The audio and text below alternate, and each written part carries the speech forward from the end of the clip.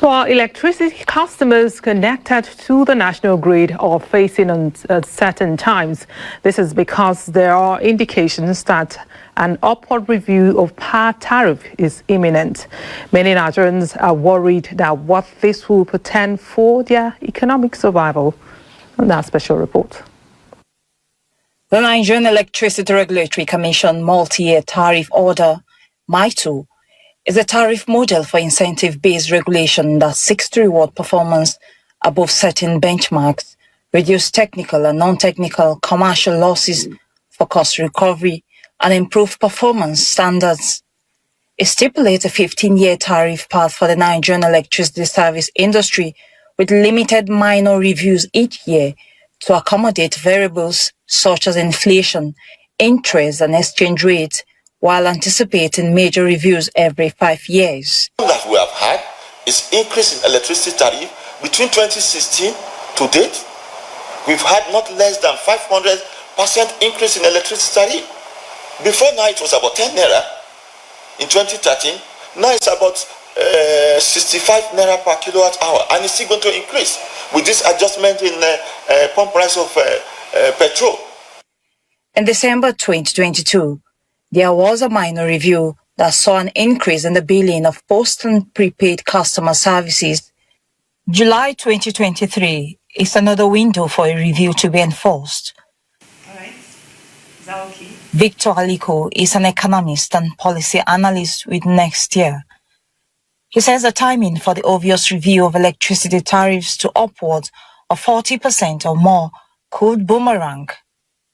So I'm worried that the timing of some of these policies are a bit hasty, without consulting much from the stakeholders angle, conducting market surveys to understand the perception of consumers or Nigerians to some of these policies. Yeah. Victor's worry is based on indices by the Nigerian Bureau of Statistics, which shows that on a year-on-year basis, electricity supply declined by 1.74% compared to 5,956 gigawatts per hour reported in first quarter 2022. Total customer numbers in first quarter 2023 stood at 11.27 million from 11.06 million in fourth quarter, showing an increase of 1.89%. Analyzing the NBS data, DataFed reports that the revenue of 11 distribution companies tripled in a period of 8 years, an increase of 197%, without commensurate improvement in the supply of energy to their customers, which stood at just 7% for almost a decade. The discourse we have in its present nomenclature has failed. And we have the window of 10 years. Mid-term review is middle of 10 is 5 years. 2018, the power sector was privatized in 2013. 2018 was supposed to do mid-term review. You can predict that, yes, tonight I'm going to sleep in darkness.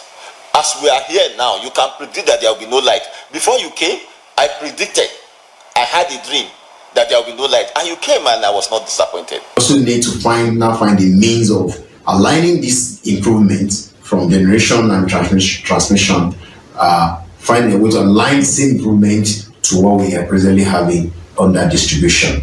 The argument of the distribution companies is that the recently introduced floating exchange rate has altered the previous 441 naira per dollar, which they operated on. For customers in categories A to E, the tariff increase will be according to the band they are placed and the hours of supplied power. For instance, 20,000 naira can get a band A customer about 272 units, but a band C or D customer will get more units depending on the distribution company subscribed to. Nigerians, the second option that might also be available to Nigerians might be for them to become energy efficient or conserve more energy, which is an option for those who have integrity and would decide not to engage in energy theft. Then the third possibility I also see is Nigerians would devise alternative sources of energy supply. Other factors that impact tariff review include the inflation rate, cost of natural gas, which consists of benchmark gas price, gas transportation cost, and contracted gas prices, as well as capital expenditure adjustment from the Transmission Company of Nigeria and distribution companies. For now, while the planned increase is on hold as the regulator NEC engages stakeholders on the way forward, the economic implications when it eventually happens under the current no-subsidy regime looks gloomy. Mwesi Igono, AIT News, Abuja.